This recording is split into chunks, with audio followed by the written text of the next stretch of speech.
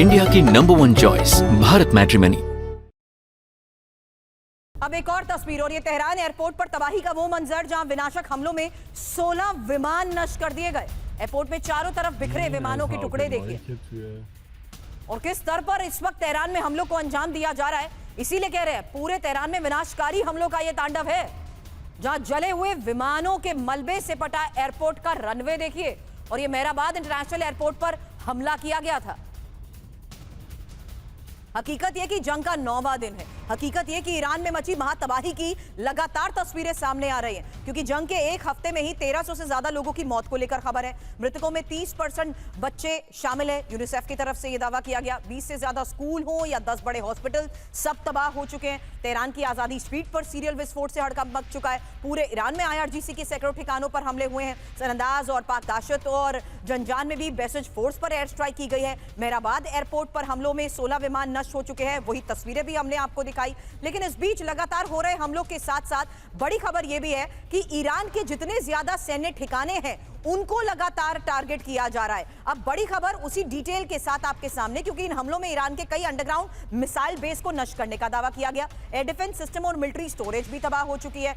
और विनोद सर, ये सवाल मैं आपसे करूंगी, क्योंकि ये तो एक्सपेक्टेड था कि अगर आप ईरान पर हमला करेंगे तो जाहिर सी बात है अंडरग्राउंड मिसाइल बेस आपके टारगेट पर होंगे। एयर डिफेंस सिस्टम हो या मिलिट्री स्टोरेज, उन्हें आप टारगेट करेंगे। लेकिन अब तो बड़े स्तर पर रिहायशी इलाके भी इसकी चपेट में आ चुके हैं। फिलहाल खबर है अमेरिकी हमलों में बंदर अब्बास नेवल बेस तक नष्ट हो चुका है। चाबार मिलिट्री फैसिलिटी पूरी तरह बर्बाद हो चुकी है। चानियाबाद एयर डिफेंस साइट में तबाही को लेकर खबर है। शिराज एयरबेस में भी तबाही का मंजर दिखा है। सैटेलाइट तस्वीरों से बड़े दावे जिस तरीके से किए गए हैं, सवाल विनोद सर उस लिहाज से कर रही हूं, क्योंकि हम शुरुआत में जब इसकी पहला दिन था तब कह रहे थे कि क्या एयर सुप्रीमेसी, एयर स्ट्राइक से आप चेंज ऑफ रेजिम कर पाएंगे। अब तो टॉप लीडरशिप का खात्मा होने के बाद ग्राउंड पर जब तक आप नहीं उतरेंगे तब तक आपके मोटिव आप हासिल नहीं कर पाएंगे, ये साफ नजर आ रहा है। और किस तरीके से तेहरान में तबाही मच रही है, बच्चों की मौत हो चुकी है, स्कूल, हॉस्पिटल सब निशाने पर है सर।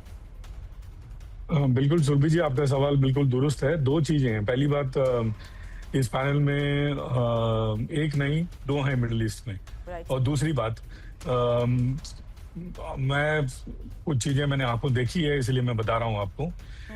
ईरान जो है, मेरी बात से जनरल साहब भी एग्री करेंगे, ईरान मोर और लेस कन्वेंशनल वॉर लड़ रहा है।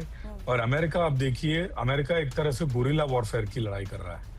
गुरिल्ला वॉरफेयर में क्या करते हैं, आप फील्डेड मिलिट्री फोर्स को बाईपास करके आप लीडरशिप को अटैक करने की कोशिश करते हैं, ताकि फील्डेड मिलिट्री फोर्स का खात्मा कम हो, पहला एडवांटेज। और दूसरा, वॉर जल्दी से जल्दी खत्म हो जाए। वो है गुरिल्ला वॉरफेयर की टैक्टिक्स। एंड अमेरिका इतना बड़ा एक देश होने के बावजूद ये गुरिल्ला वॉरफेयर की टैक्टिक्स क्यों अपना रहा है, ये अपने आप में सबसे बड़ा सवाल है, जिसका जवाब जनरल साहब देख चुके हैं।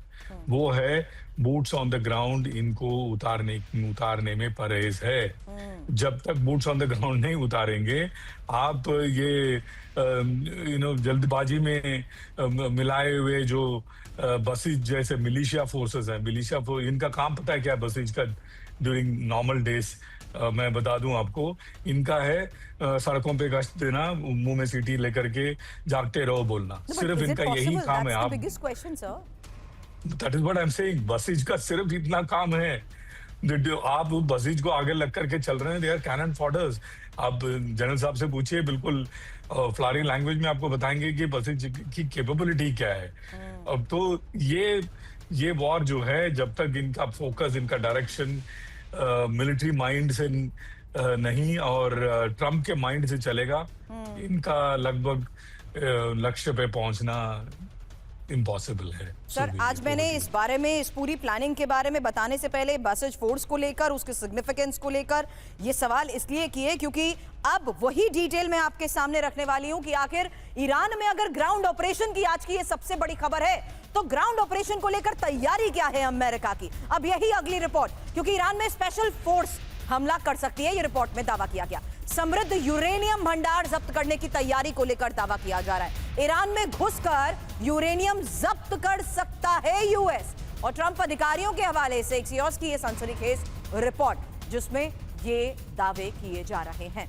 वहीं एक और रिपोर्ट, और उसमें दावा ये कि यूरेनियम भंडार ईरान शिफ्ट कर रहा है। इस्फहान से समृद्ध यूरेनियम ईरान हटा रहा है। इस्फहान के अंडरग्राउंड बेस में यूरेनियम भंडार मौजूद है। गैस के रूप में विशेष कनस्तरों में यूरेनियम रखे गए हैं। ईरानी सूत्रों के हवाले से न्यूयॉर्क टाइम्स की ये रिपोर्ट क्या दावा कर रही है, क्योंकि न्यूक्लियर फैसिलिटी के बेहद सुरक्षित भंडार में यूरेनियम का दावा किया जा रहा है। और मेरे सहयोगी मनीष भी इस वक्त मिडिल ईस्ट से हमारे साथ है। और मनीष, मिडिल ईस्ट की इस तैयारी को लेकर तो हम जून के बाद से ये चर्चा करते आ रहे हैं कि कैसे यूरेनियम शिफ्ट कर लिया जाएगा, और अगर यूरेनियम शिफ्ट करना इतना ही आसान है तो आज के इस हालात में ग्राउंड ऑपरेशन की तैयारी भी अमेरिका की है। आज की सबसे बड़ी खबर है, जहां ईरान में पहली बार ग्राउंड ऑपरेशन की तैयारी में है यूएस, और समृद्ध यूरेनियम भंडार को जब्त अमेरिका कर सकता है। क्या वाकई मनीष ये मुमकिन है? यही होगा सवाल आपसे, क्योंकि यूरेनियम भंडार जब्त करने के लिए स्पेशल फोर्स तैयार की जा रही है। ईरान के यूरेनियम भंडार को तबाह करने के 2 विकल्प की बात इस रिपोर्ट में कही गई है, जहां यूरेनियम भंडार पर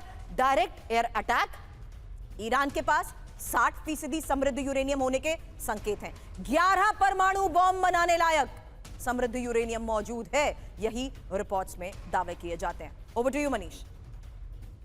देखिए सुरभि, सबसे बड़ा दिलचस्प बात यही है कि जो ये यूरेनियम है, ये वही चूरन है जो पहले इराक में कहा गया था कि सद्दाम हुसैन के पास वेपन ऑफ मास डिस्ट्रक्शन है, उसी तरीके से गद्दाफी के लिए भी कहा गया था। तो अभी अगर अमेरिका को अपनी फौज भेजनी है तो अमेरिका की जनता के सामने आपको एक कारण बताना पड़ेगा।